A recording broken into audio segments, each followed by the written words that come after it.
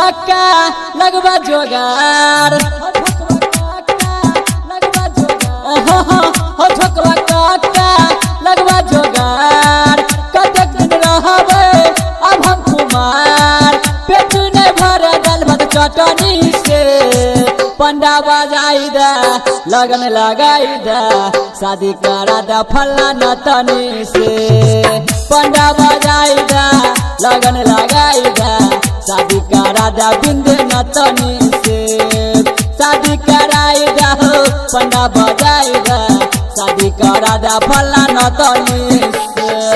शादी करा दा फलाना तनी से शादी करा दा फलाना तनी से डीजे उमेश सुखीपुर बाजार फलाना तनी से शादी करा दा फलाना तनी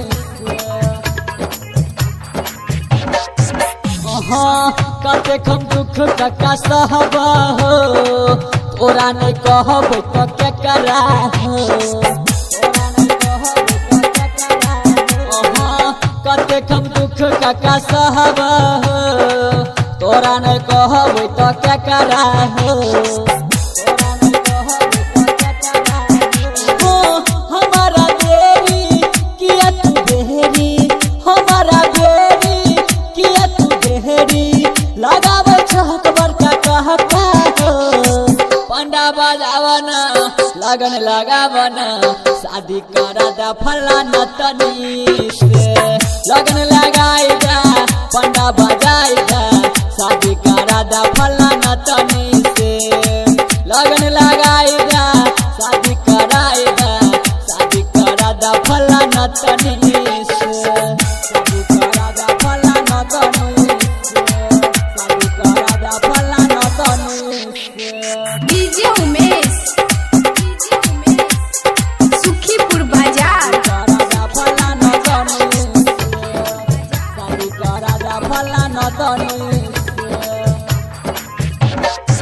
गाँव के लोग सब मारे छै ताना कहै छै पागल दीवाना हो कहै छै पागल दीवाना हो गाँव के लोग सब मारे छै ताना कहै छै पागल दीवाना हो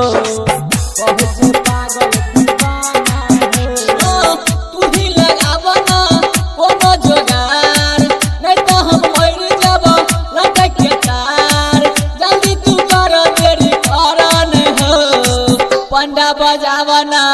लगन लगावना शादी करा दा बिंदे न तनी से पंडा बजाई दा लगन लगाई दा शादी करा दा फलाना तनी से लगन लगाई दा शादी कराई दा शादी करा दा फलाना तनी से शादी करा दा फलाना तनी से शादी करा दा फलाना तनी से डीजे उमेश सुखीपुर बाजार फलाना तनी से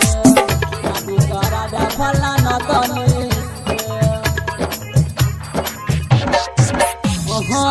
नाम छै सोना कुमारी हो देखै में सबसे छै प्यारी हो देखै में सबसे छै प्यारी हो नाम छै सोना कुमारी हो देखै में सबसे छै प्यारी हो देखै में सबसे छै प्यारी हो नानी गो छही ओकर दादी हो कहका शादी करे बहुत बोलो न पक्का अकल कर छक संदेश हो शादी कराई दा लगन लगाई दा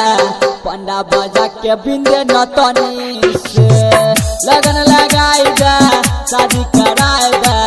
पंडा बजा के फलाना तनी से पंडा बजाई दा लगन लगाई दा शादी करा दा फलाना तनी